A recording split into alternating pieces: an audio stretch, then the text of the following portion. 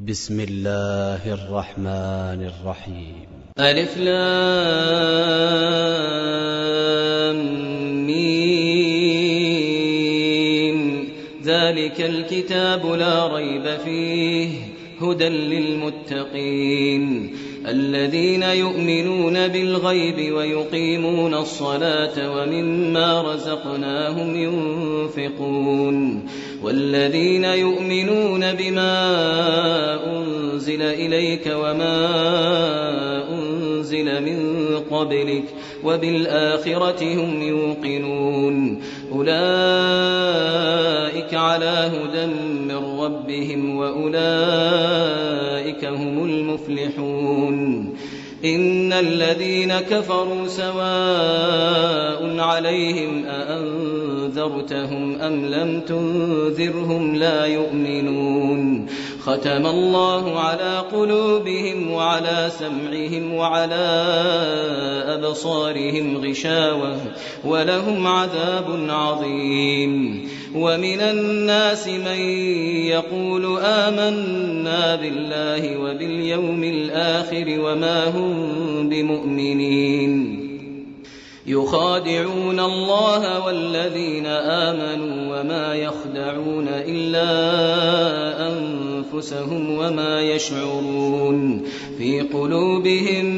مرض فزادهم الله مرضا ولهم عذاب أليم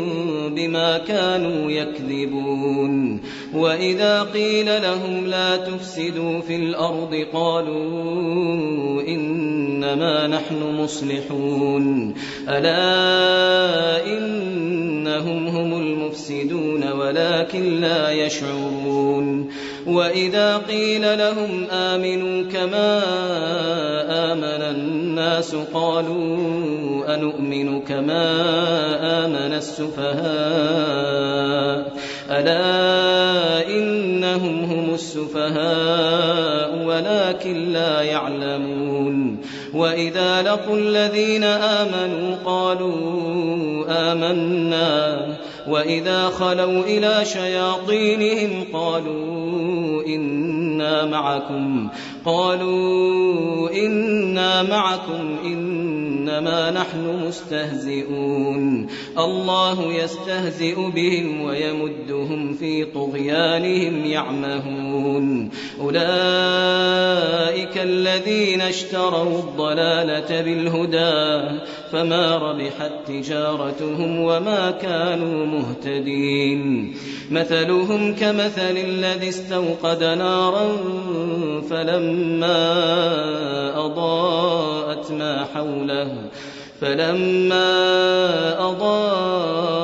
ما حوله ذهب الله بنورهم وتركهم في ظلمات لا يبصرون. صم بكم عمي فهم لا يرجعون. أو كصيب من السماء فيه ظلمات ورعد وبرق يجعلون أصابعهم في آذانهم من الصواعق حذر الموت والله محيط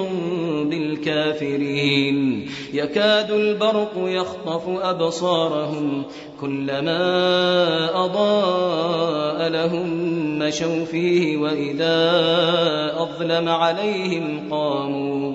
ولو شاء الله لذهب بسمعهم وأبصارهم إن الله على كل شيء قدير. يا أيها الناس اعبدوا ربكم الذي خلقكم والذين من قبلكم لعلكم تتقون. الذي جعل لكم الأرض فراشا والسماء بناء وأنزل من السماء ماء فأخرج به من الثمرات رزقا لكم فلا تجعلوا لله أندادا وأنتم تعلمون. وإن كنتم في ريب مما نزلنا على عبدنا فأتوا بسورة من مثله فأتوا بسورة من مثله وادعوا شهداءكم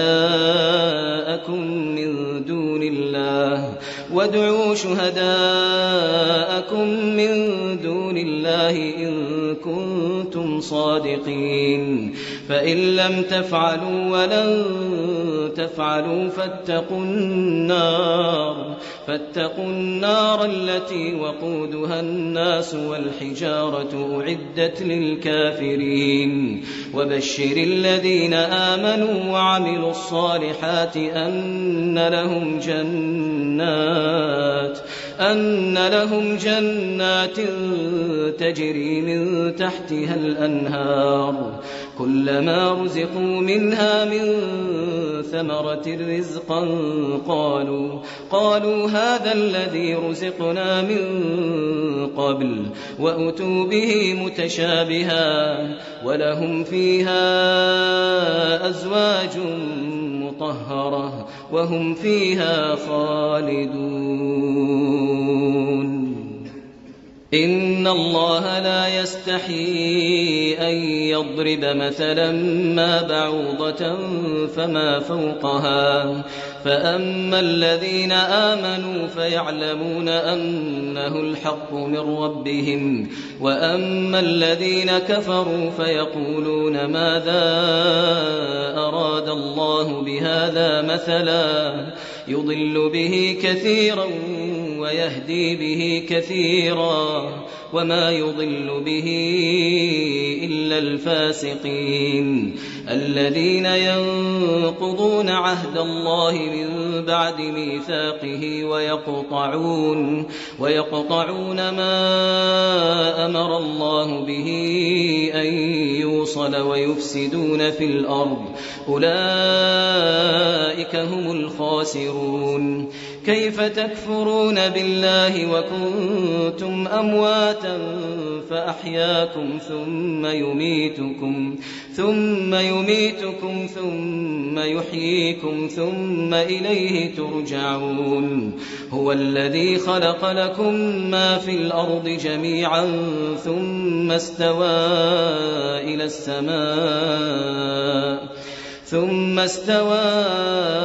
السماء فسواهن 7 سماوات وهو بكل شيء عليم وإذ قال ربك للملائكة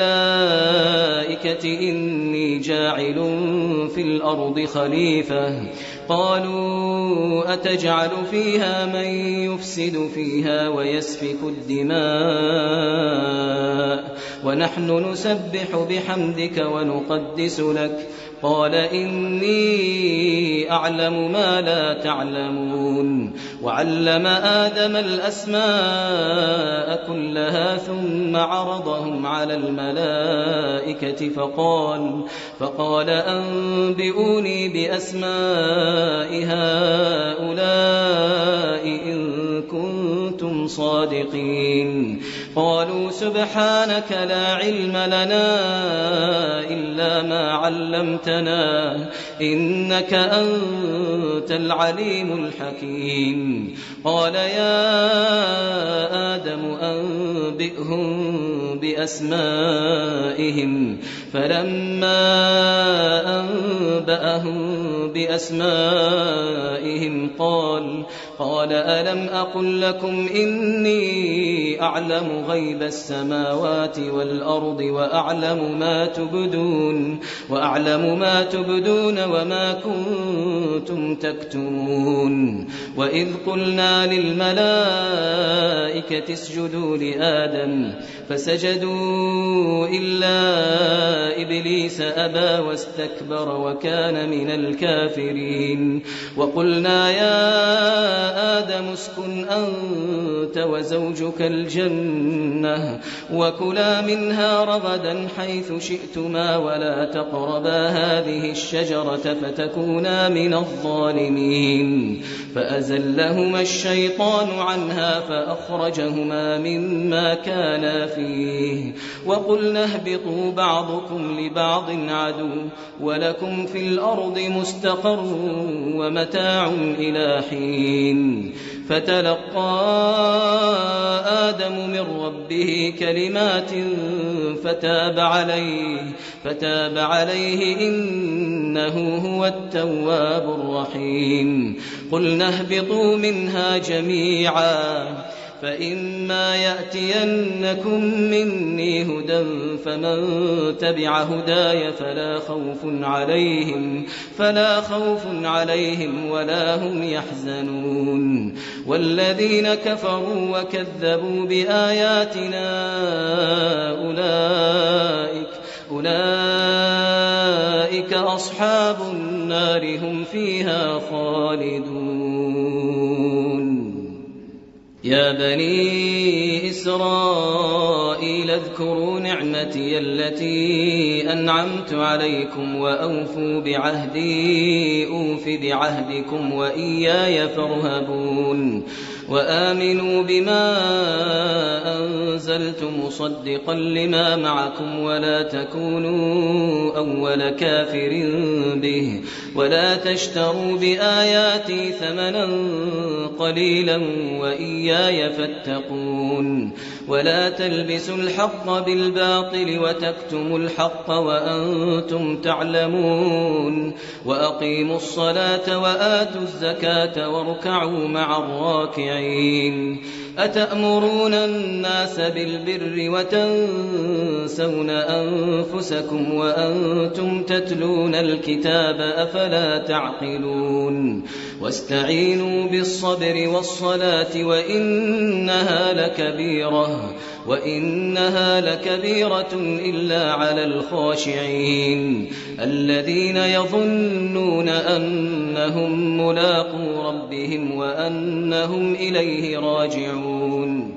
يا بني إسرائيل اذكروا نعمتي التي أنعمت عليكم وأني فضلتكم على العالمين واتقوا يوما لا تجزي نفس عن نفس شيئا ولا يقبل منها شفاعة ولا يؤخذ منها عدل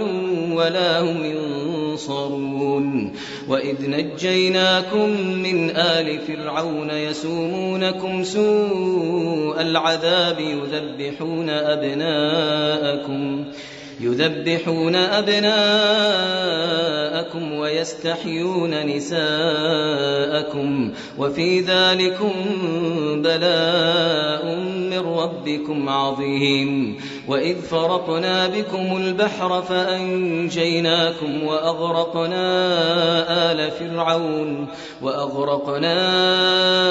آل فرعون وأنتم تنظرون وإذ واعدنا موسى 40 ليلة ثم اتخذتم العجل من بعده وأنتم ظالمون ثم عفونا عنكم من بعد ذلك لعلكم تشكرون وإذ آتينا موسى الكتاب والفرقان لعلكم تهتدون وإذ قال موسى لقومه يا قوم إنكم ظلمتم أنفسكم باتخاذكم العجل فتوبوا إلى بارئكم فاقتلوا أنفسكم ذلكم خير لكم عند بارئكم فتاب عليكم إنه هو التواب الرحيم وإذ قلتم يا موسى لن نؤمن لك حتى نرى الله جهرة فأخذتكم الصاعقة وأنتم تنظرون ثم بعثناكم من بعد موتكم لعلكم تشكرون وظللنا عليكم الغمام وأنزلنا عليكم المن والسلوى كلوا من طيبات ما رزقناكم وما ظلمونا ولكن كانوا أنفسهم يظلمون وإذ قلنا ادخلوا هذه القرية فكلوا منها حيث شئتم رغدا وادخلوا الباب سجدا وقولوا حطة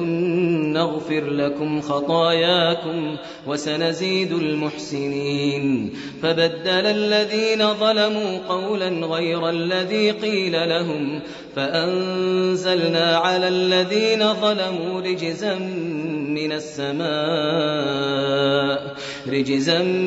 من السماء بما كانوا يفسقون.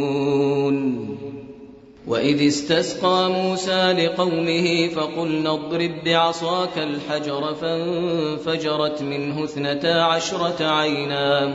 قد علم كل أناس مشربهم كلوا واشربوا من رزق الله ولا تعثوا في الأرض مفسدين. وإذ قلتم يا موسى لن نصبر على طعام واحد فادع لنا ربك يخرج لنا مما تنبت الأرض من بقلها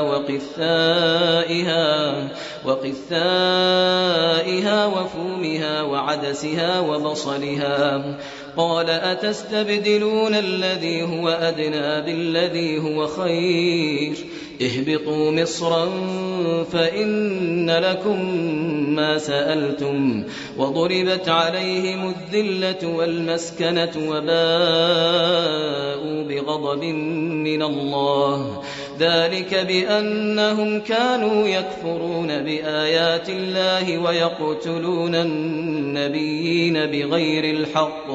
ذلك بما عصوا وكانوا يعتدون. إن الذين آمنوا والذين هادوا والنصارى والصابئين من آمن بالله واليوم الآخر وعمل صالحا فلهم أجرهم عند ربهم ولا خوف عليهم ولا هم يحزنون. وإذ أخذنا ميثاقكم ورفعنا فوقكم الطور خذوا ما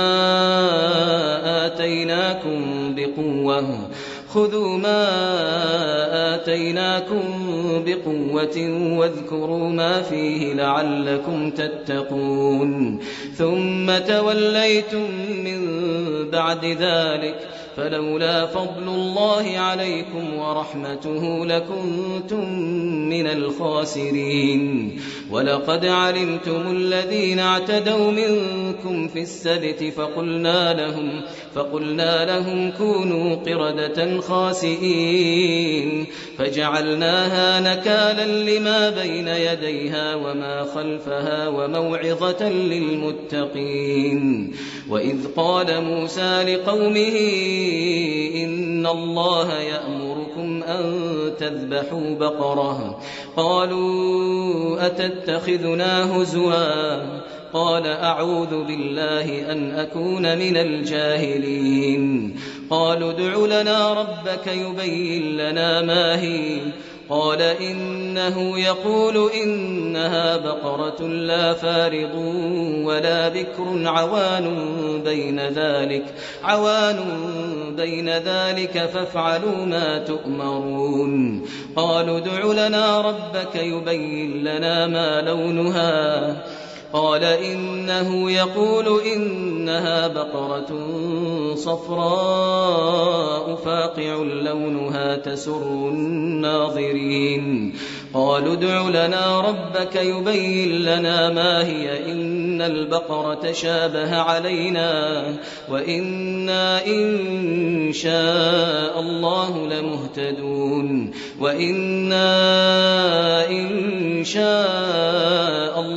لمهتدون. قال إنه يقول إنها بقرة لا ذلول تثير الأرض ولا تسقي الحرث مسلمة لا شية فيها. قالوا الآن جئت بالحق فذبحوها وما كادوا يفعلون. وإذ قتلتم نفسا فادارأتم فيها والله مخرج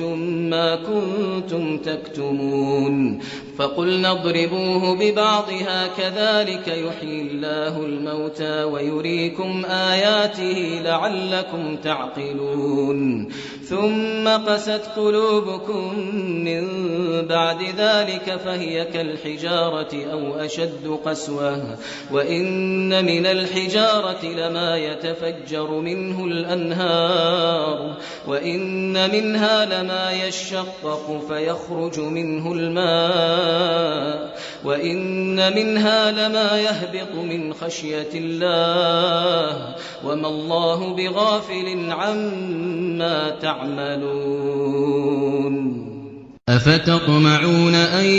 يؤمنوا لكم وقد كان فريق منهم يسمعون كلام الله ثم يحرفونه من بعد ما عقلوه وهم يعلمون وإذا لقوا الذين آمنوا قالوا آمنا وإذا خلا بعضهم إلى بعض قالوا أتحدثونهم بما فتح الله عليكم ليحاجوكم به عند ربكم أفلا تعقلون أولا يعلمون أن الله يعلم ما يسرون وما يعلنون ومنهم أميون لا يعلمون الكتاب إلا أماني وإن هم إلا يظنون فويل للذين يكتبون الكتاب بأيديهم ثم يقولون هذا من عند الله ليشتروا به ثمنا قليلا فويل لهم مما كتبت أيديهم وويل لهم مما يكسبون وقالوا لن تمسنا النار إلا أياما معدودة قل أتخذتم عند الله عهدا فلن يخلف الله عهده أم تقولون على الله ما لا تعلمون بلى من كسب سيئة وأحاطت به خطيئته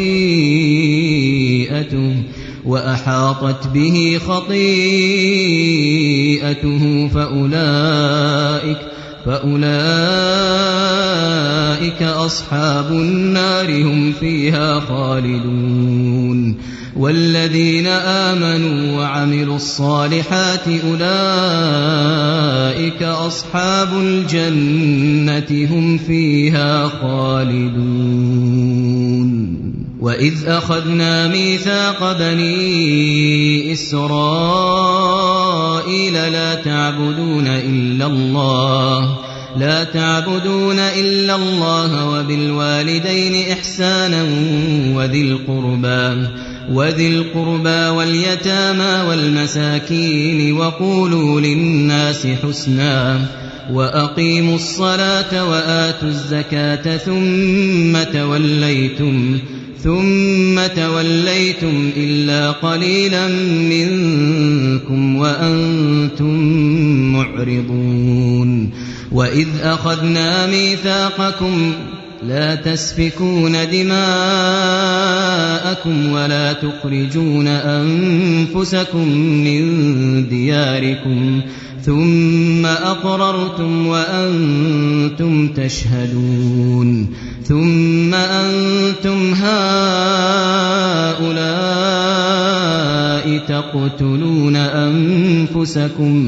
تقتلون أنفسكم وتخرجون فريقا منكم من ديارهم تظاهرون عليهم بالإثم والعدوان وإن يأتوكم أسارى تفادوهم وهو محرم عليكم إخراجهم أفتؤمنون ببعض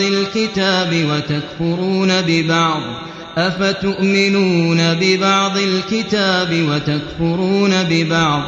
فما جزاء من يفعل ذلك منكم إلا خزي في الحياة الدنيا ويوم القيامة يردون إلى أشد العذاب وما الله بغافل عما تعملون أولئك الذين اشتروا الحياة الدنيا بالآخرة فلا يخفف عنهم العذاب ولا هم ينصرون ولقد آتينا موسى الكتاب وقفينا من بعده بالرسل وآتينا عيسى ابن مريم البينات وأيدناه بروح القدس أفكلما جاءكم رسول بما لا تهوى أنفسكم استكبرتم ففريقا كذبتم وفريقا تقتلون وقالوا قلوبنا غلف بل لعنهم الله بكفرهم فقليلا ما يؤمنون ولما جاءهم كتاب من عند الله مصدق لما معهم وكانوا من قبل يستفتحون على الذين كفروا فلما جاءهم ما عرفوا كفروا به فلعنة الله على الكافرين بئس ما اشتروا به أنفسهم أن يكفروا بما أنزل الله بغيا أن ينزل الله من فضله على من يشاء من عباده فباءوا بغضب على غضب وللكافرين عذاب مهين وإذا قيل لهم آمنوا بما أنزل الله قالوا نؤمن بما أنزل علينا ويكفرون بما وراءه وهو الحق مصدقا لما معهم قل فلم تقتلون أنبياء الله من قبل إن كنتم مؤمنين ولقد جاءكم موسى بالبينات ثم اتخذتم العجل من بعده وأنتم ظالمون وإذ أخذنا ميثاقكم ورفعنا فوقكم الطور خذوا ما آتيناكم بقوة واسمعوا قالوا سمعنا وعصينا وأشربوا في قلوبهم العجل بكفرهم قل بئس ما يأمركم به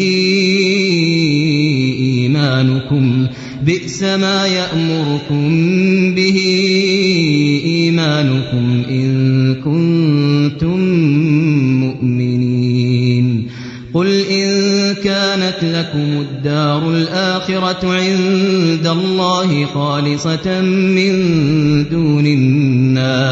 من دون الناس فتمنوا الموت إن كنتم صادقين ولن يتمنوه أبدا بما قدمت أيديهم والله عليم بالظالمين ولتجدنهم أحرص الناس على حياة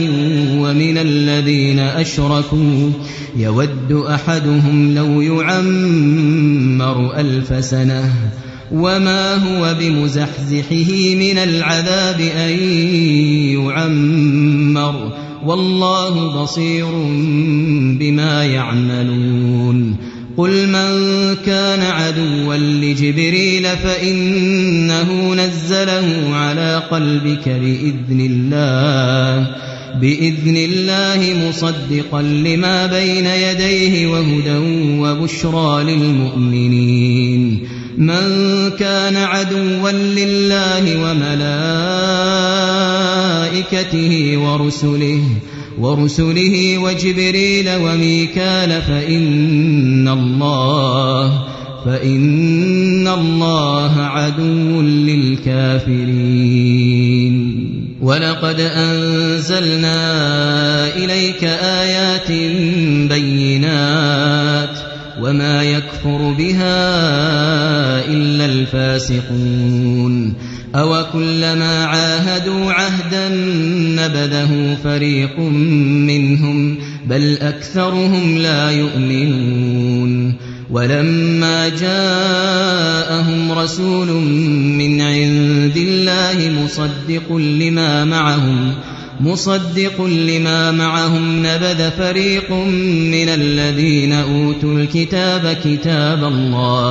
كتاب الله وراء ظهورهم كأنهم لا يعلمون واتبعوا ما تتلو الشياطين على ملك سليمان وما كفر سليمان ولكن الشياطين كفروا يعلمون الناس السحر وما أنزل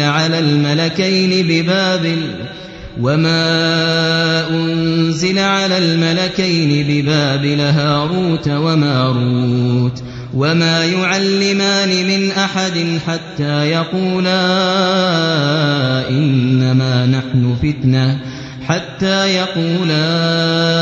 إنما نحن فتنة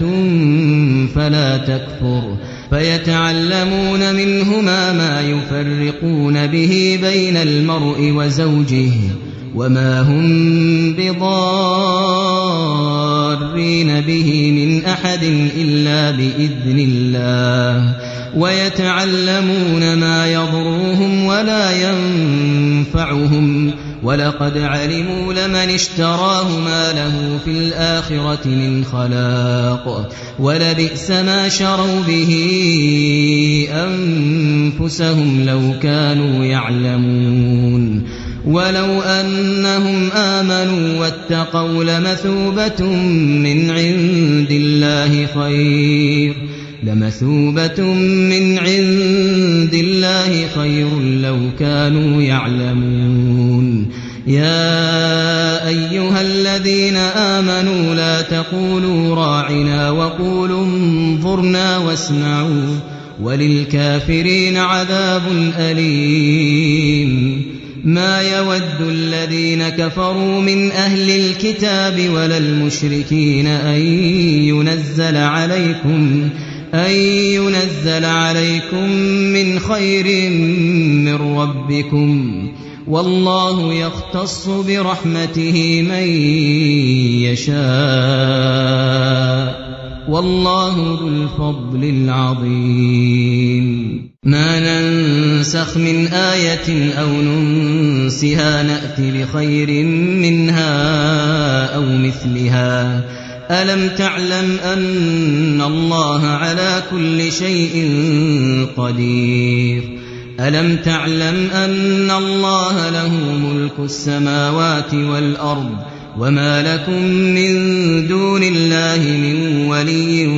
ولا نصير أم تريدون أن تسألوا رسولكم كما سئل موسى من قبل ومن يتبدل الكفر بالإيمان فقد ضل سواء السبيل ود كثير من أهل الكتاب لو يردونكم من بعد إيمانكم كفارا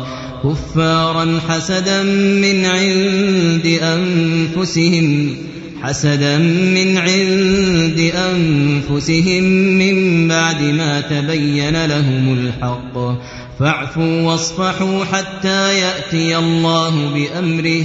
إن الله على كل شيء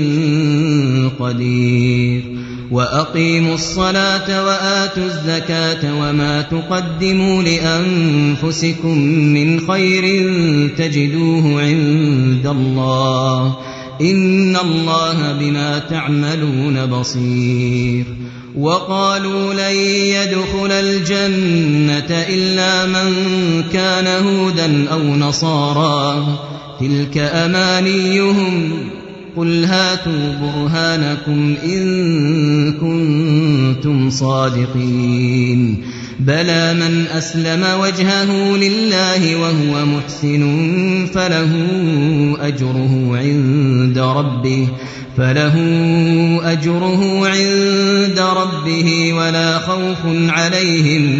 ولا خوف عليهم ولا هم يحزنون وقالت اليهود ليست النصارى على شيء وقالت النصارى ليست اليهود على شيء وهم يتلون الكتاب كذلك قال الذين لا يعلمون مثل قولهم فالله يحكم بينهم يوم القيامة فيما كانوا فيه يختلفون ومن أظلم ممن منع مساجد الله أن يذكر فيها اسمه وسعى في خرابها أولئك ما كان لهم أن يدخلوها إلا خائفين لهم في الدنيا خزي ولهم في الآخرة عذاب عظيم ولله المشرق والمغرب فأينما تولوا فثم وجه الله إن الله واسع عليم وقالوا اتخذ الله ولدا سبحانه بل له ما في السماوات والأرض كل له قانتون بديع السماوات والأرض وإذا قضى أمرا فإنما يقول له كن فيكون وقال الذين لا يعلمون لولا يكلمنا الله أو تأتينا آية كذلك قال الذين من قبلهم مثل قولهم تشابهت قلوبهم قد بينا الآيات لقوم يوقنون إنا أرسلناك بالحق بشيرا ونذيرا ولا تسأل عن أصحاب الجحيم ولن ترضى عنك اليهود ولا النصارى حتى تتبع ملتهم قل إن هدى الله هو الهدى ولئن اتبعت أهواءهم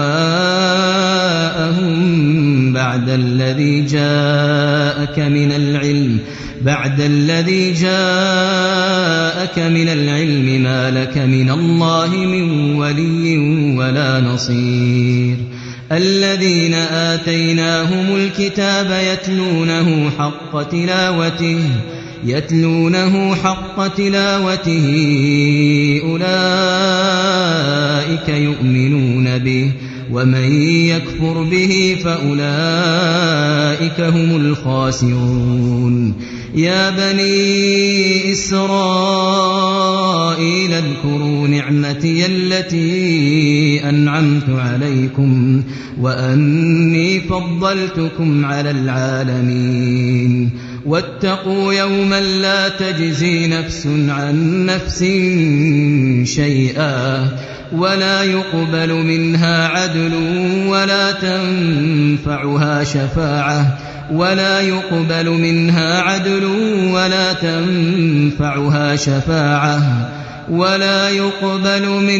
عدل ولا تنفعها شفاعة ولا هم ينصرون وإذ ابتلى إبراهيم ربه بكلمات فأتمهن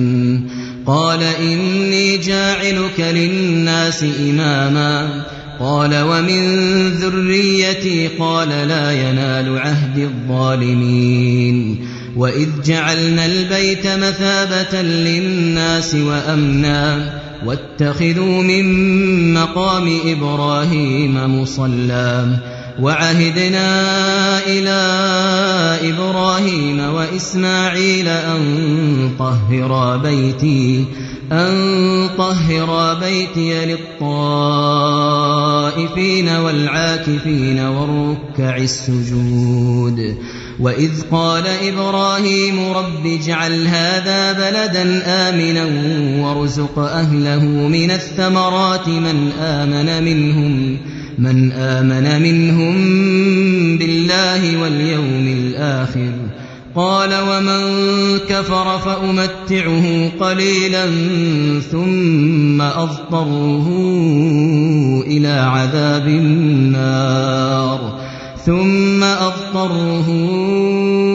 إلى عذاب النار وبئس المصير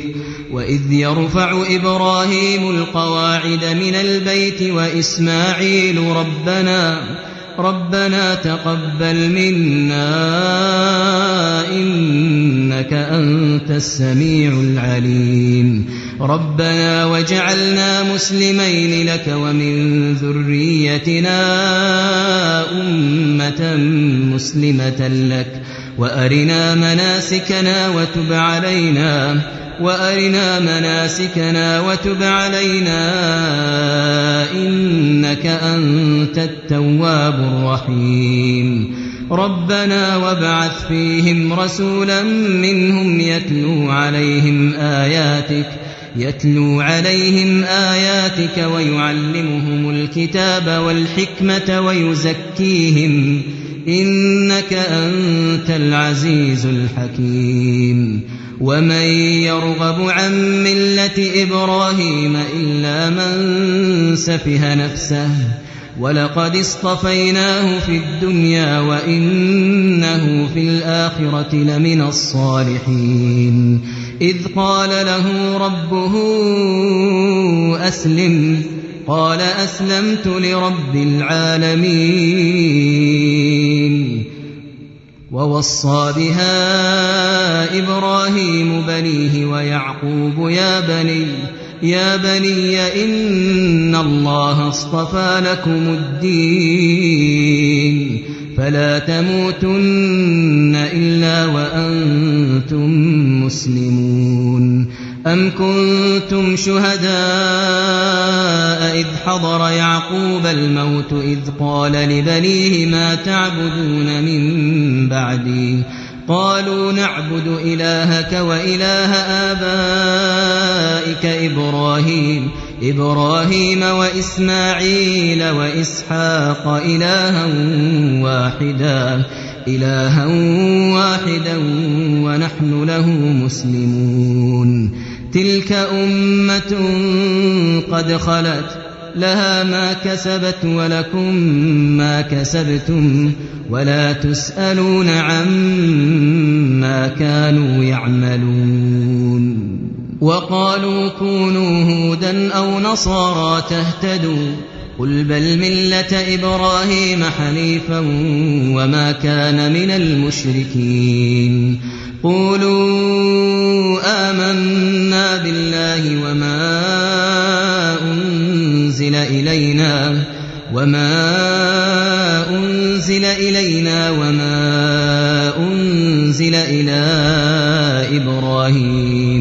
وما أنزل إلى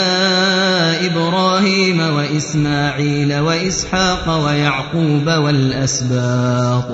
والأسباط وما أوتي موسى وعيسى وما أوتي النبيون من ربهم لا نفرق بين أحد منهم ونحن له مسلمون فإن آمنوا بمثل ما آمنتم به فقد اهتدوا وإن تولوا فإنما هم في شقاق فسيكفيكهم الله وهو السميع العليم صبغة الله ومن أحسن من الله صبغة ونحن له عابدون قل أتحاجوننا في الله وهو ربنا وربكم ولنا أعمالنا ولكم أعمالكم ونحن له مخلصون أم تقولون إن إبراهيم وإسماعيل وإسحاق ويعقوب والأسباط كانوا هودا أو نصارى قل أأنتم أعلم أم الله ومن أظلم ممن كتم شهادة عنده من الله وما الله بغافل عما تعملون تلك أمة قد خلت لها ما كسبت ولكم ما كسبتم ولا تسألون عما كانوا يعملون سيقول السفهاء من الناس ما ولاهم عن قبلتهم التي كانوا عليها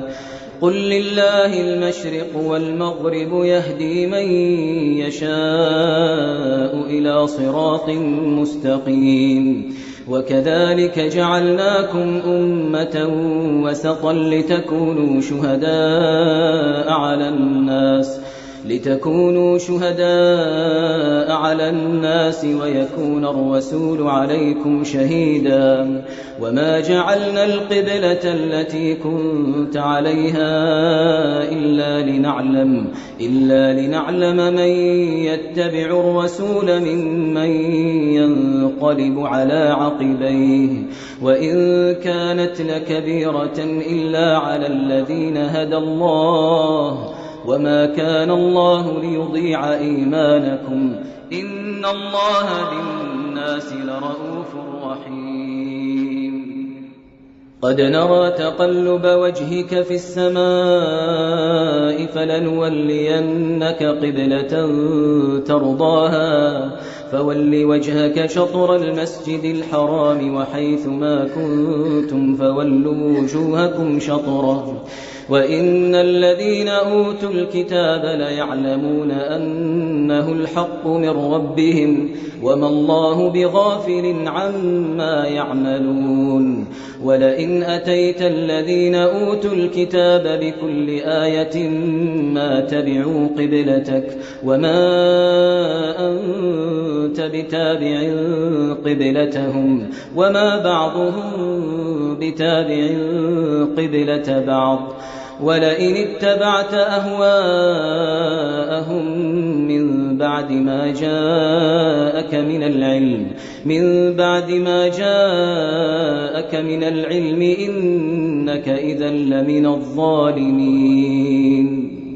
الذين آتيناهم الكتاب يعرفونه كما يعرفون أبناءهم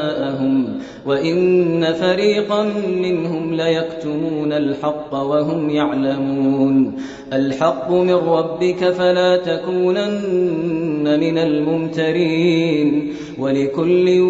وجهة هو موليها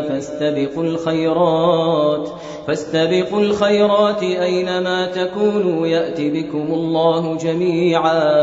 إن الله على كل شيء قدير ومن حيث خرجت فول وجهك شطر المسجد الحرام وإنه للحق من ربك وما الله بغافل عما تعملون ومن حيث خرجت فول وجهك شطر المسجد الحرام وحيث ما كنتم فولوا وجوهكم شطره لئلا يكون للناس عليكم حجة إلا الذين ظلموا منهم فلا تخشوهم واخشوني ولأتم نعمتي عليكم ولعلكم تهتدون كما أرسلنا فيكم رسولا منكم يتلو عليكم آياتنا ويزكيكم ويعلمكم الكتاب والحكمة ويعلمكم ما لم تكونوا تعلمون فاذكروني أذكركم واشكروا لي ولا تكفرون يا أيها الذين آمنوا استعينوا بالصبر والصلاة إن الله مع الصابرين ولا تقولوا لمن يقتل في سبيل الله أموات بل أحياء ولكن لا تشعرون ولنبلونكم بشيء من الخوف والجوع ونقص من الأموال والأنفس والثمرات وبشر الصابرين الذين إذا أصابتهم مصيبة قالوا إنا لله وإنا إليه راجعون أولئك عليهم صلوات من ربهم ورحمة وأولئك هم المهتدون إن الصفا والمروة من شعائر الله فمن حج البيت أو اعتمر فلا جناح عليه أن يطوف بهما ومن تطوع خيرا فإن الله شاكر عليم إن الذين يكتمون ما أنزلنا من البينات والهدى من بعد ما بيناه للناس في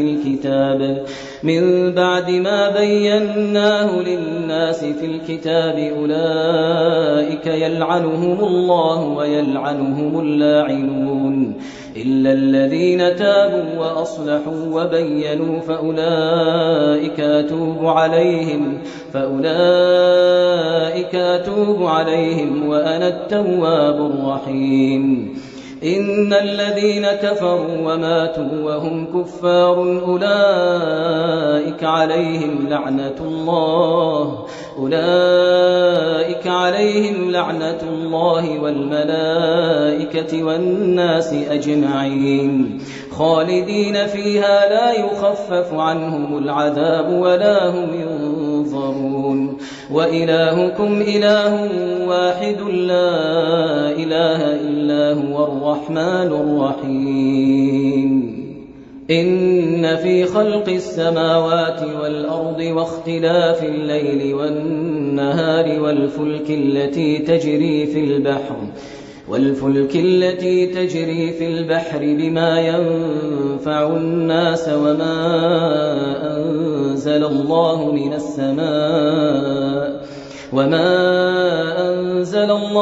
السماء من ماء فأحيا به الأرض بعد موتها وبث فيها من كل دابة وتصريف الرياح والسحاب المسخر بين السماء والأرض لآيات لقوم يعقلون ومن الناس من يتخذ من دون الله أندادا يحبونهم كحب الله والذين آمنوا أشد حبا لله ولو يرى الذين ظلموا إذ يرون العذاب أن القوة لله جميعا وأن الله شديد العذاب إذ تبرأ الذين اتبعوا من الذين اتبعوا ورأوا العذاب وتقطعت بهم الأسباب وقال الذين اتبعوا لو أن لنا كرة فنتبرأ منهم كما تبرأوا منا كذلك يريهم الله أعمالهم حسرات عليهم وما هم بخارجين من النار يا أيها الناس كلوا مما في الأرض حلالا طيبا ولا تتبعوا خطوات الشيطان إنه لكم عدو مبين إنما يأمركم بالسوء والفحشاء وأن تقولوا على الله ما لا تعلمون. وإذا قيل لهم اتبعوا ما أنزل الله قالوا بل نتبع ما ألفينا عليه آباءنا أولو كان آباؤهم لا يعقلون شيئا ولا يهتدون. ومثل الذين كفروا كمثل الذي ينعق بما لا يسمع إلا دعاء ونداء صم بكم عمي فهم لا يعقلون. يا أيها الذين آمنوا كلوا من طيبات ما رزقناكم واشكروا لله إن كنتم إياه تعبدون. إنما حرم عليكم الميتة والدم ولحم الخنزير وما أهل به لغير الله فمن اضطر غير باغ ولا عاد فلا إثم عليه إن الله غفور رحيم. إن الذين يكتمون ما أنزل الله من الكتاب ويشترون به ثمنا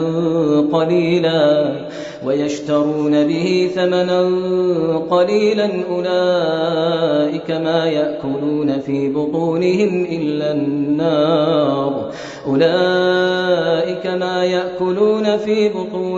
إلا النار ولا يكلمهم الله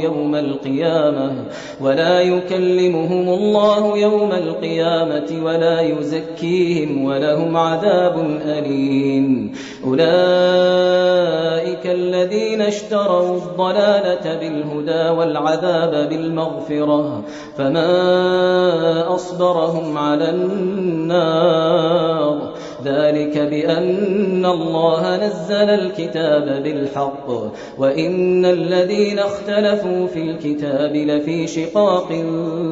بعيد. ليس البر أن تولوا وجوهكم قبل المشرق والمغرب ولكن البر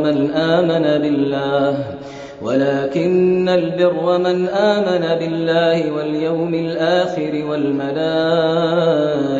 والكتاب والنبيين وآتى المال على حبه ذوي القربى واليتامى والمساكين وابن السبيل والسائلين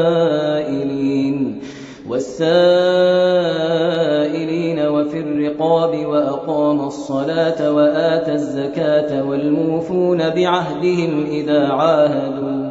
والصابرين في البأساء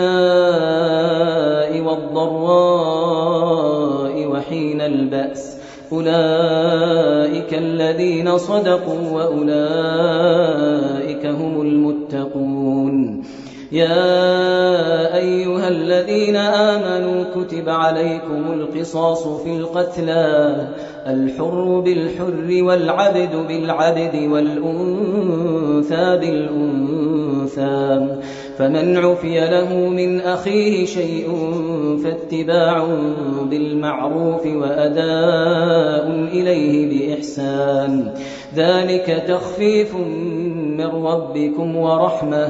فمن اعتدى بعد ذلك فله عذاب أليم. ولكم في القصاص حياة يا أولي الألباب لعلكم تتقون. كتب عليكم إذا حضر أحدكم الموت إن ترك خيرا الوصية للوالدين والأقربين بالمعروف حقا على المتقين فمن بدله بعدما سمعه فإنما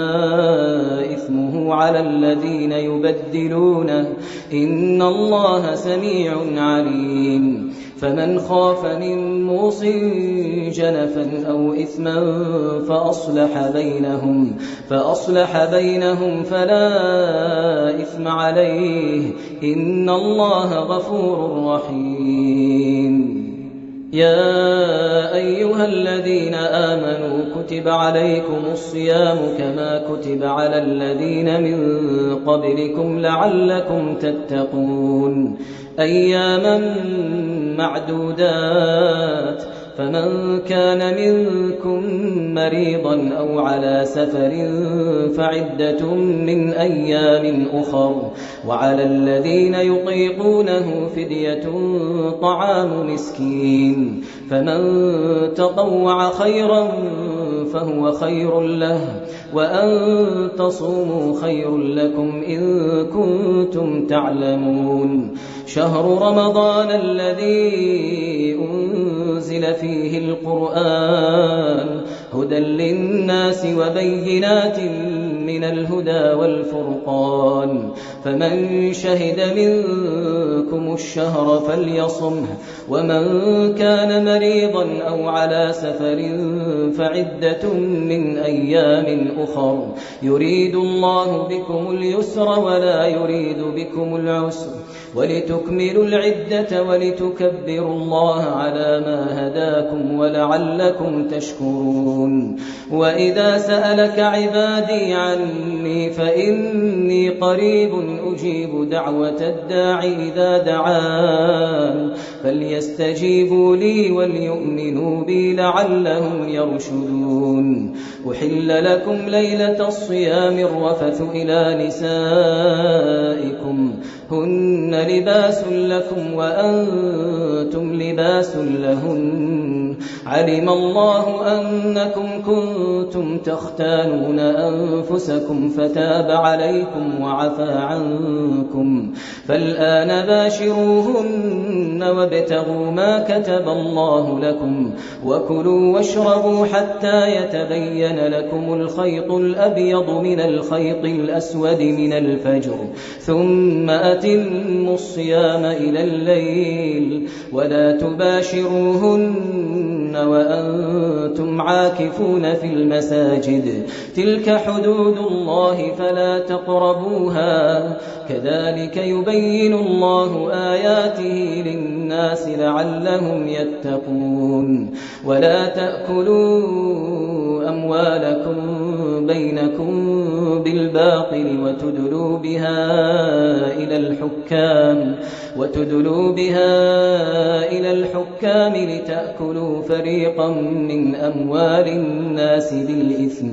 لتأكلوا فريقا من أموال الناس بالإثم وأنتم تعلمون يسألونك عن الأهلة قل هي مواقيت للناس والحج وليس البر بأن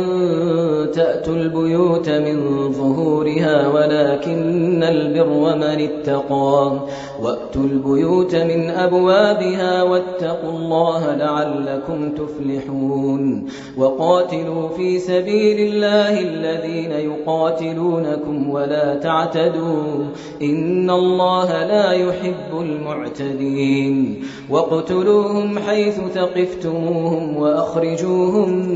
من حيث أخرجوكم والفتنة أشد من القتل ولا تقاتلوهم عند المسجد الحرام حتى يقاتلوكم فيه فإن قاتلوكم فاقتلوهم كذلك جزاء الكافرين فإن انتهوا فإن الله غفور رحيم وقاتلوهم حتى لا تكون فتنة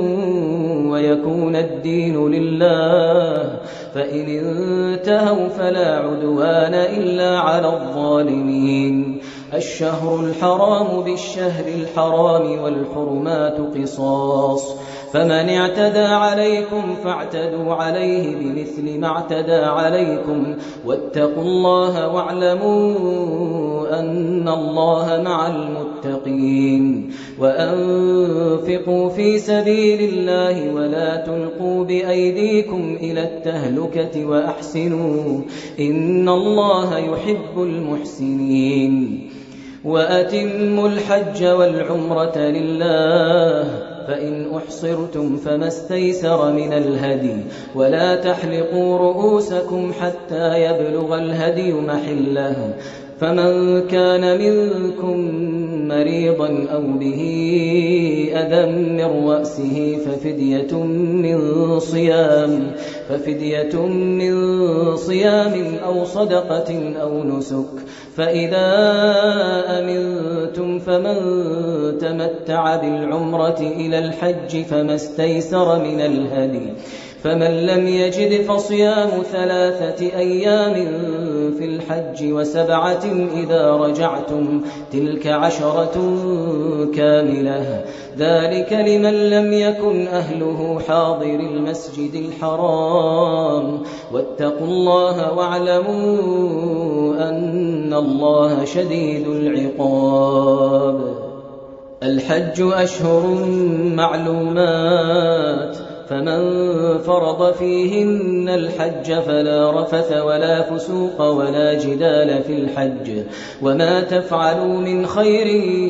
يعلمه الله، وتزودوا فإن خير الزاد التقوى، واتقون يا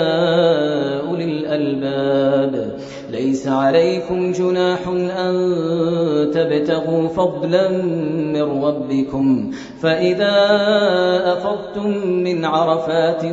فاذكروا الله عند المشعر الحرام، واذكروه كما هداكم وإن كنتم من قبله لمن الضالين. ثم أفيضوا من حيث أفاض الناس واستغفروا الله إن الله غفور رحيم. فإذا قضيتم مناسككم فاذكروا الله كذكركم آباءكم أو أشد ذكرا. فمن الناس من يقول ربنا آتنا في الدنيا وما له في الآخرة من خلاق، ومنهم من يقول ربنا آتنا في الدنيا حسنة وفي الآخرة حسنة وقنا عذاب النار. أولئك لهم نصيب مما كسبوا والله سريع الحساب. واذكروا الله في أيام معدودات، فمن تعجل في يومين فلا إثم عليه ومن تأخر فلا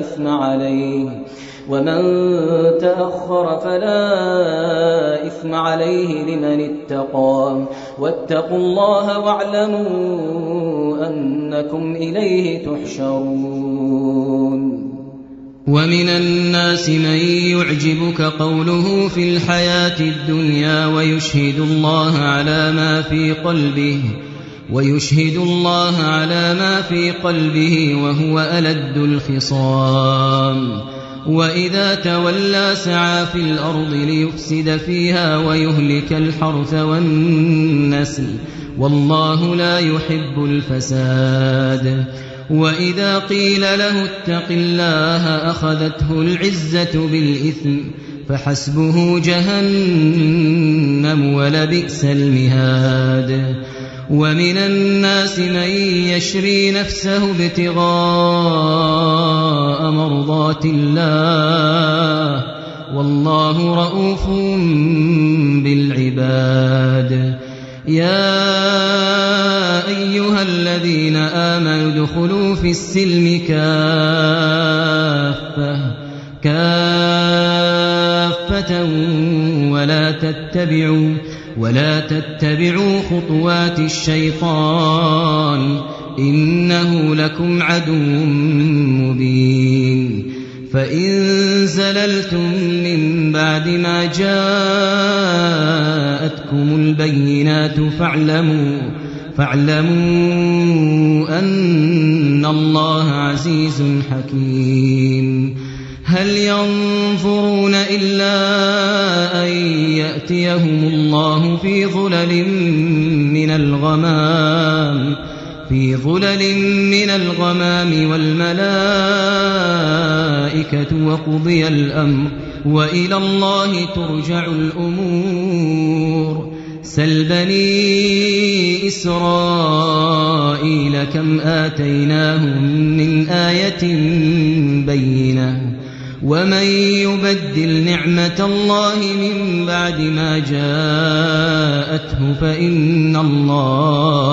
فإن الله شديد العقاب زين للذين كفروا الحياة الدنيا ويسخرون من الذين آمنوا والذين اتقوا فوقهم يوم القيامة والله يرزق من يشاء بغير حساب كان الناس أمة واحدة فبعث الله النبيين مبشرين ومنذرين وأنزل معهم الكتاب بالحق ليحكم بين الناس فيما اختلفوا فيه وما اختلف فيه إلا الذين أوتوه من بعد ما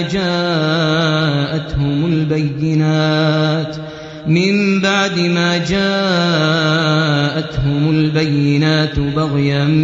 بينهم فهدى الله الذين آمنوا لما اختلفوا فيه من الحق بإذنه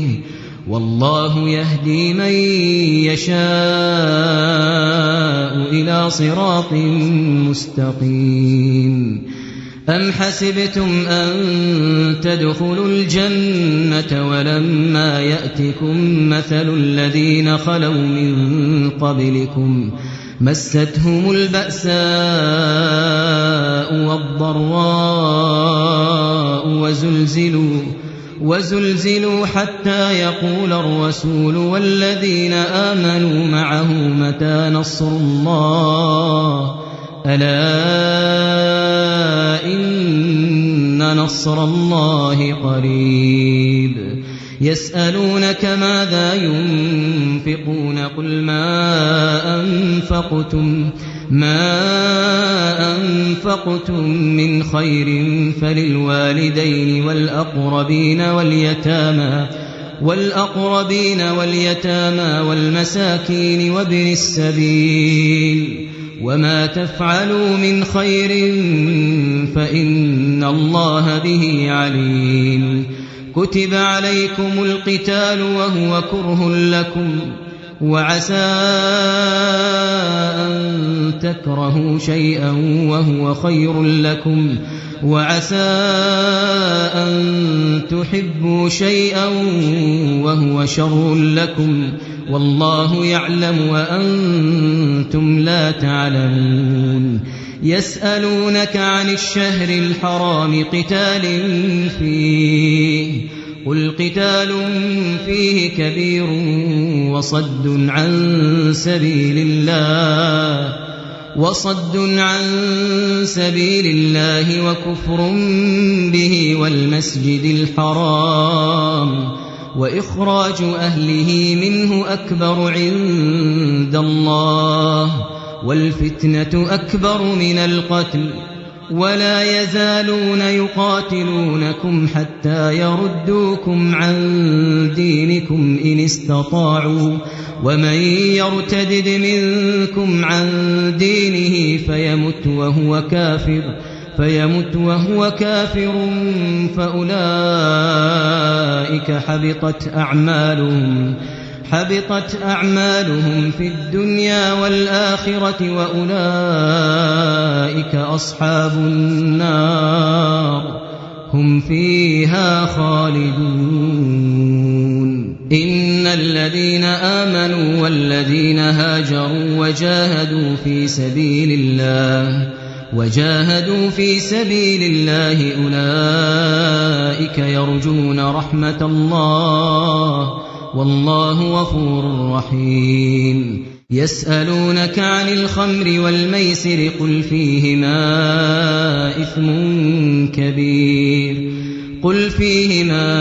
إثم كبير ومنافع للناس وإثمهما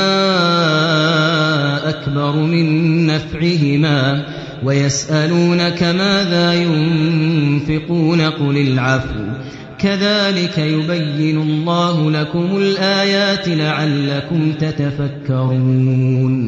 لعلكم تتفكرون في الدنيا والآخرة ويسألونك عن اليتامى قل إصلاح لهم خير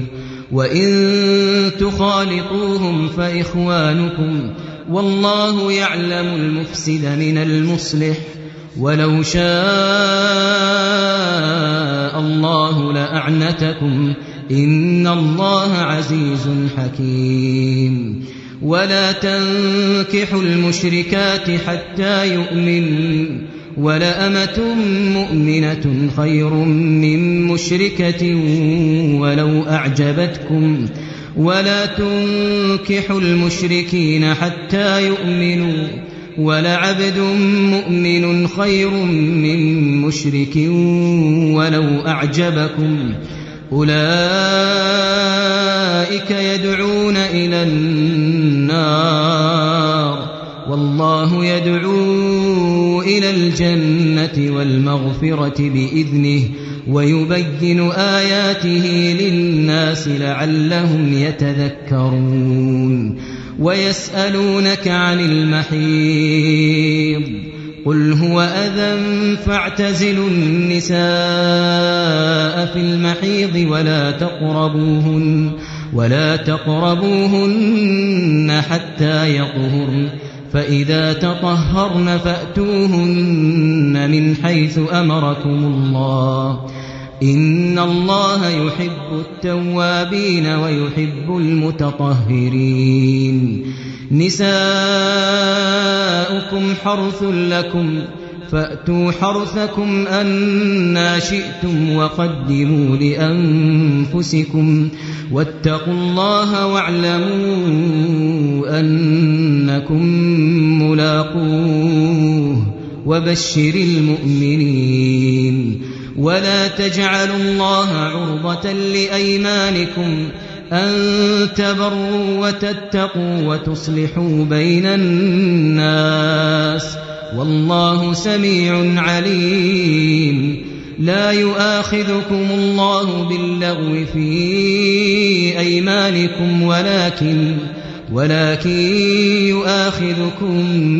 بما كسبت قلوبكم والله غفور حليم للذين يؤلون من نسائهم تربص 4 أشهر فإن فاءوا فإن الله غفور رحيم وإن عزموا الطلاق فإن الله سميع عليم والمطلقات يتربصن بأنفسهن 3 قروء ولا يحل لهن أن يكتمن ما خلق الله في أرحامهن إن كن يؤمن بالله واليوم الآخر وبعولتهن أحق بردهن في ذلك إن أرادوا إصلاحا ولهن مثل الذي عليهن بالمعروف وللرجال عليهن درجة والله عزيز حكيم الطلاق 2 مرتان فإمساك بمعروف أو تسريح بإحسان ولا يحل لكم أن تأخذوا مما آتيتموهن شيئا إلا أن يخافا ألا يقيما حدود الله فإن خفتم ألا يقيما حدود الله فلا جناح عليهما فيما افتدت به تلك حدود الله فلا تعتدوها ومن يتعد حدود الله فأولئك هم الظالمون فإن طلقها فلا تحل له من بعد حتى تنكح زوجا غيره فإن طلقها فلا جناح عليهما فلا جناح عليهما أن يتراجعا إن ظنا أن يقيما حدود الله وتلك حدود الله يبينها لقوم يعلمون وإذا طلقتم النساء فبلغن أجلهن فأمسكوهن بمعروف أو سرحوهن بمعروف ولا تمسكوهن ضرارا لتعتدوا ومن يفعل ذلك فقد ظلم نفسه ولا تتخذوا آيات الله هزوا واذكروا نعمة الله عليكم وما أنزل عليكم من الكتاب والحكمة يعظكم به واتقوا الله واعلموا أن الله بكل شيء عليم وإذا طلقتم النساء فبلغن أجلهن فلا تعضلوهن أن ينكحن أزواجهن إذا تراضوا بينهم بالمعروف ذلك يوعظ به من كان منكم يؤمن بالله واليوم الآخر ذلكم أزكى لكم وأطهر والله يعلم وأنتم لا تعلمون والوالدات يرضعن أولادهن حولين كاملين لمن أراد أن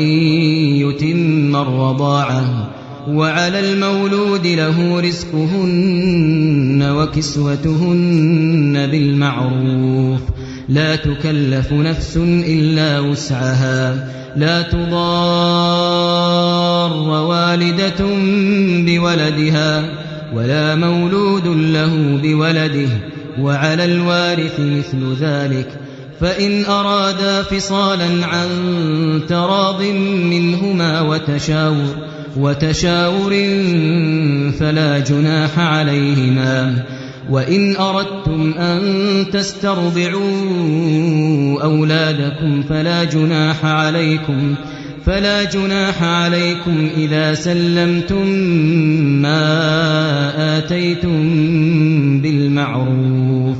واتقوا الله واعلموا أن الله بما تعملون بصير والذين يتوفون منكم ويذرون أزواجا يتربصن بأنفسهن 4 أشهر وعشرا فإذا بلغن أجلهن فلا جناح عليكم فيما فعلن في أنفسهن بالمعروف والله بما تعملون خبير ولا جناح عليكم فيما عرضتم به من خطبة النساء أو أكننتم في أنفسكم علم الله أنكم ستذكرونهن ولكن لا تواعدوهن سرا إلا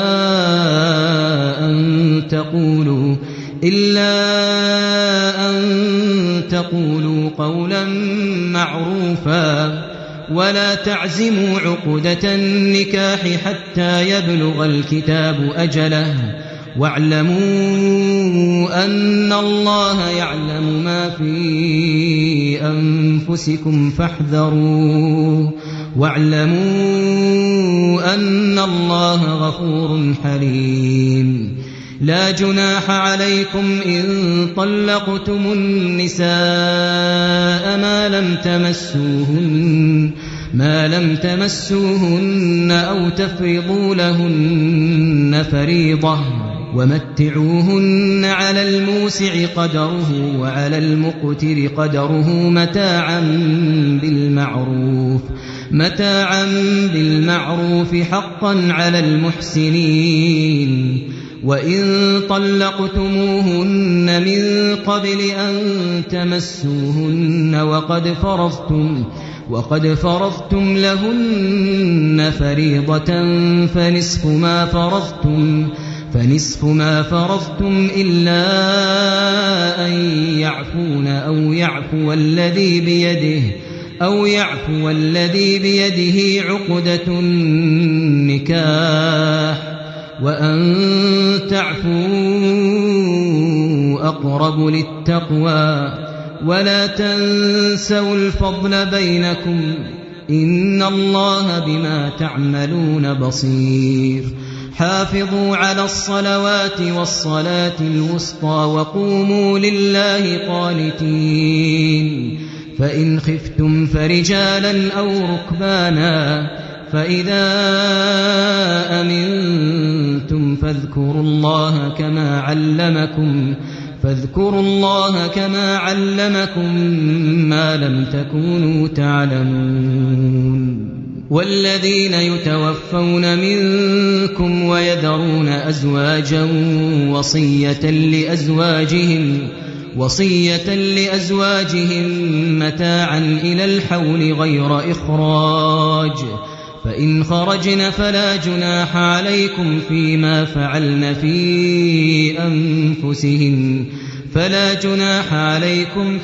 فعلن في أنفسهن من معروف والله عزيز حكيم. وللمطلقات متاع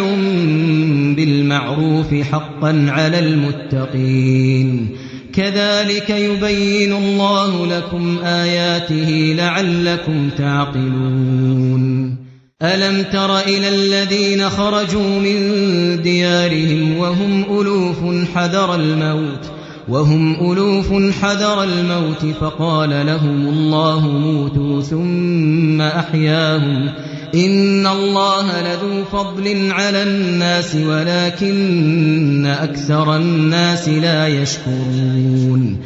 وقاتلوا في سبيل الله واعلموا أن الله سميع عليم. من ذا الذي يقرض الله قرضا حسنا فيضاعفه له أضعافا كثيرة والله يقبض ويبسط وإليه ترجعون. ألم تر إلى الملأ من بني إسرائيل من بعد موسى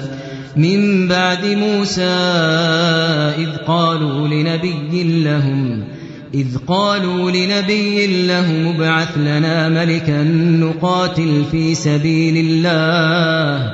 قال هل عسيتم إن كتب عليكم القتال ألا تقاتلوا قالوا وما لنا ألا نقاتل في سبيل الله وقد أخرجنا من ديارنا وأبنائنا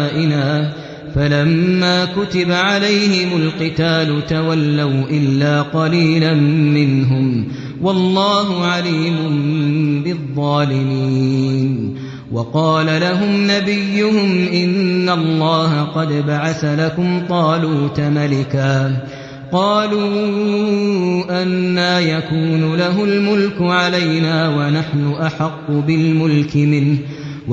أحق بالملك منه ولم يؤت سعة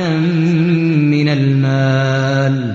قال إن الله اصطفاه عليكم وزاده بسطة في العلم والجسم والله يؤتي ملكه من يشاء والله واسع عليم. وقال لهم نبيهم إن آية ملكه أن يأتيكم التابوت فيه سكينة من ربكم وبقية مما ترك آل موسى وآل هارون تحمله الملائكة إن في ذلك لآية لكم إن كنتم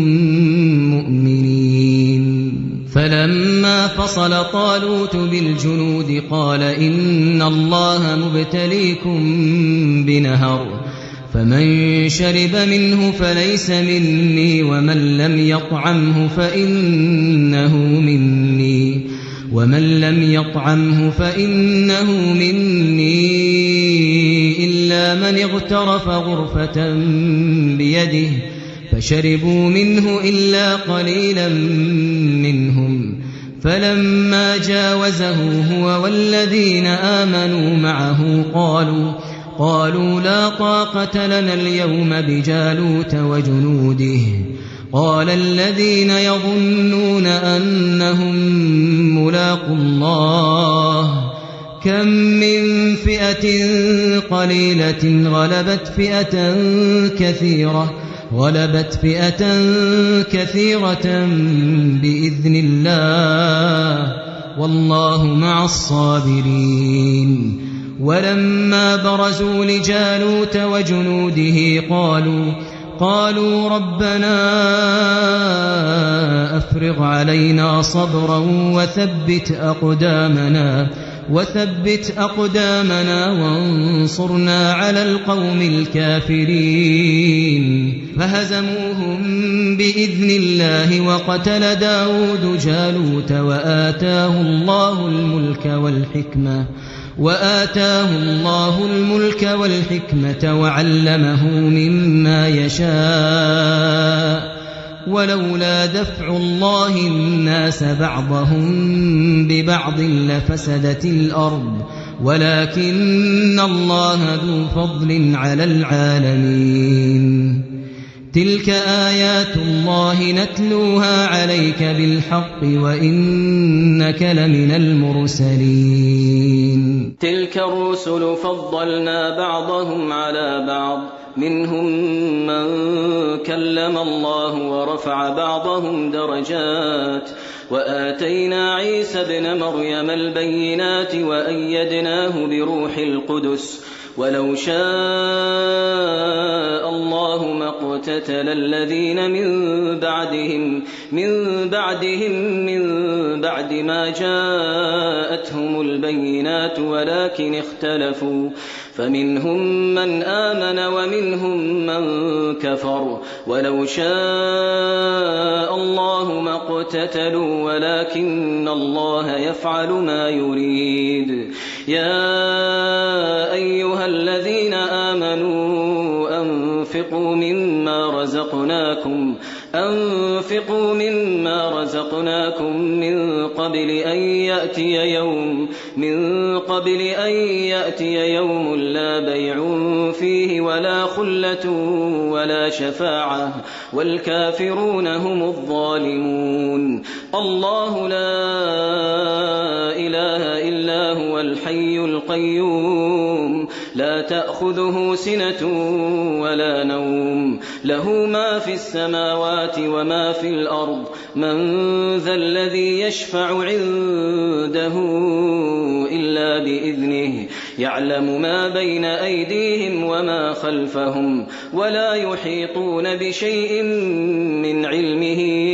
إلا بما شاء وسع كرسيه السماوات والأرض ولا يؤوده حفظهما وهو العلي العظيم لا إكراه في الدين قد تبين الرشد من الغي فمن يكفر بالطاغوت ويؤمن بالله فقد استمسك بالعروة الوثقى لا انفصام لها والله سميع عليم الله ولي الذين آمنوا يخرجهم من الظلمات إلى النور والذين كفروا أولياؤهم الطاغوت يخرجونهم من النور إلى الظلمات أولئك أولئك أصحاب النار هم فيها خالدون. ألم تر إلى الذي حاج إبراهيم في ربه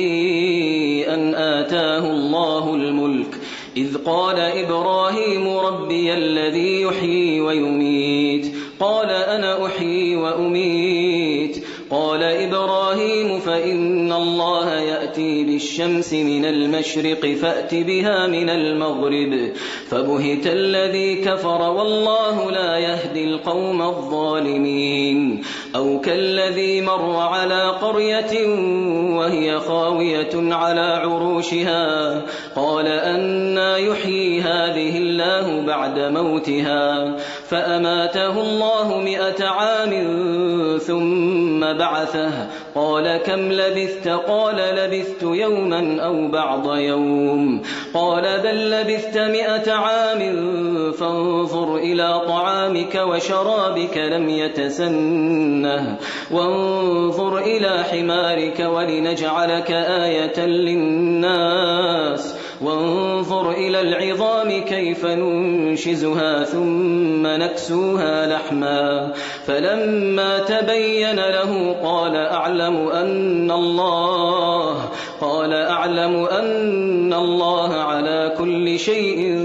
قدير. وإذ قال إبراهيم رب أرني كيف تحيي الموتى قال أولم تؤمن قال بلى ولكن ليطمئن قلبي قال فخذ 4 من الطير فصرهن إليك ثم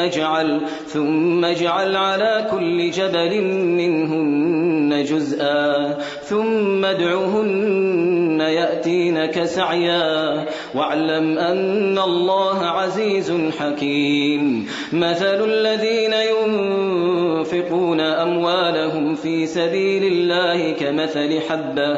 كمثل حبة أنبتت 7 سنابل في كل سنبلة 100 حبة والله يضاعف لمن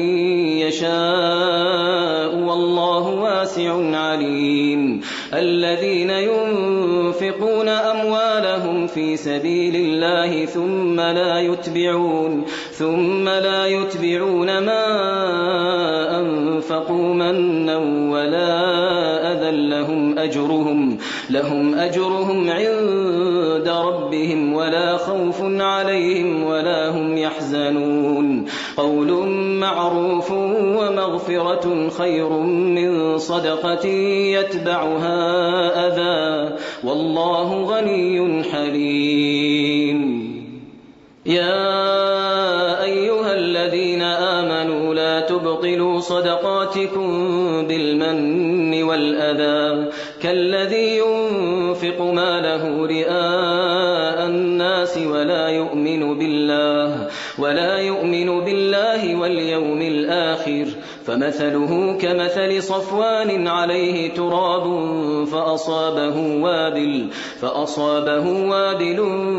فتركه صلدا لا يقدرون على شيء مما كسبوا والله لا يهدي القوم الكافرين. ومثل الذين ينفقون أموالهم ابتغاء مرضات الله وتثبيتا من أنفسهم كمثل جنة بربوة أصابها وابل فآتت أكلها ضعفين فإن لم يصبها وابل فطل والله بما تعملون بصير. أيود أحدكم أن تكون له جنة من نخيل وأعناب تجري من تحتها الأنهار له فيها من كل الثمرات وأصابه الكبر وله ذرية ضعفاء فأصابها إعصار فيه نار فاحترقت كذلك يبين الله لكم الآيات لعلكم تتفكرون. يا أيها الذين آمنوا أنفقوا من طيبات ما كسبتم ومما أخرجنا لكم من الأرض ولا تيمموا الخبيث منه تنفقون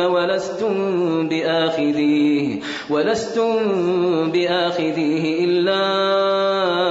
أن تغمضوا فيه واعلموا أن الله غني حميد. الشيطان يعدكم الفقر ويأمركم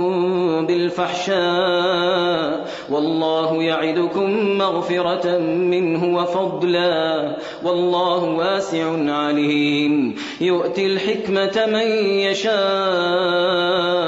ومن يؤت الحكمة فقد أوتي خيرا كثيرا وما يذكر إلا أولو الألباب. وما أنفقتم من نفقة أو نذرتم من نذر فإن الله يعلمه وما للظالمين من أنصار. إن تبدوا الصدقات فنعما هي وإن تخفوها وتؤتوها الفقراء فهو خير لكم ويكفر عنكم من سيئاتكم والله بما تعملون خبير. ليس عليك هداهم ولكن الله يهدي من يشاء وما تنفقوا من خير فلأنفسكم وما تنفقون إلا ابتغاء وجه الله وما تنفقوا من خير يوفى إليكم وأنتم لا تظلمون. للفقراء الذين أحصروا في سبيل الله لا يستطيعون ضربا في الأرض يحسبهم الجاهل أغنياء من التعفف تعرفهم بسيماهم لا يسألون الناس إلحافا وما تنفقوا من خير فإن الله به عليم. الذين ينفقون أموالهم بالليل والنهار سرا وعلانية فلهم أجرهم عند ربهم ولا خوف عليهم ولا هم يحزنون. الذين يأكلون الربا لا يقومون إلا كما يقوم الذي يتخبطه الشيطان من المس ذلك بأنهم قالوا إنما البيع مثل الربا وأحل الله البيع وحرم الربا. فمن جاءه موعظة من ربه فانتهى فله ما سلف وأمره إلى الله ومن عاد فأولئك أصحاب النار هم فيها خالدون. يمحق الله الربا ويربي الصدقات والله لا يحب كل كفار أثيم. إن الذين آمنوا وعملوا الصالحات وأقاموا الصلاة وآتوا الزكاة لهم أجرهم عند ربهم ولا خوف عليهم ولا هم يحزنون. يا أيها الذين آمنوا اتقوا الله وذروا ما بقي من الربا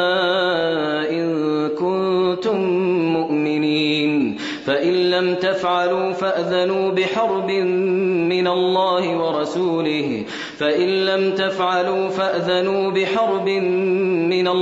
ورسوله وإن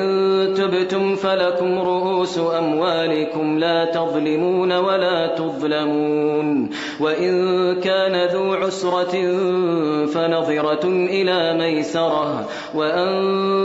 تصدقوا خير لكم إن كنتم تعلمون. واتقوا يوما ترجعون فيه إلى الله ثم توفى كل نفس ما كسبت وهم لا يظلمون. يا أيها الذين آمنوا إذا تداينتم بدين إلى أجل مسمى فاكتبوه وليكتب بينكم كاتب بالعدل ولا يأب كاتب أن يكتب كما علمه الله فليكتب وليملل الذي عليه الحق وليتق الله ربه ولا يبخس منه شيئا فإن كان الذي عليه الحق سفيها أو ضعيفا أو لا يستطيع أن يمل هو فليملل وليه بالعدل واستشهدوا شهيدين من رجالكم فإن لم يكونا رجلين فرجل وامرأتان ممن ترضون من الشهداء أن تضل إحداهما فتذكر إحداهما الأخرى ولا يأبى الشهداء إذا ما دعوا ولا تسأموا أن تكتبوه صغيرا أو كبيرا إلى أجله ذلكم أقسط عند الله وأقوم للشهادة وأدنى ألا ترتابوا إلا أن تكون تجارة حاضرة تديرونها بينكم فليس عليكم جناح ألا تكتبوها وأشهدوا إذا تبايعتم ولا يضار كاتب ولا شهيد وإن تفعلوا فإنه فسوق بكم واتقوا الله ويعلمكم الله والله بكل شيء عليم وإن كنتم على سفر ولم تجدوا كاتبا فرهان مقبوضة فإن أمن بعضكم بعضا فليؤدي الذي ائتمن أمانته وليتق الله ربه ولا تكتموا الشهادة ومن يكتمها فإنه آثم قلبه والله بما تعملون عليم لله ما في السماوات وما في الأرض وإن تبدوا ما في أنفسكم أو تخفوه يحاسبكم به الله فيغفر لمن يشاء ويعذب من يشاء والله على كل شيء قدير آمن الرسول بما أنزل إليه من ربه والمؤمنون كل آمن بالله وملائكته وكتبه ورسله لا نفرق بين أحد من رسله وقالوا سمعنا وأطعنا غفرانك ربنا وإليك المصير لا يكلف الله نفسا إلا وسعها لها ما كسبت وعليها ما اكتسبت ربنا لا تؤاخذنا إن نسينا أو أخطأنا ربنا ولا تحمل علينا إصرا كما حملته على الذين من قبلنا ربنا ولا تحملنا ما لا طاقة لنا به واعف عنا واغفر لنا وارحمنا أنت مولانا فانصرنا على القوم الكافرين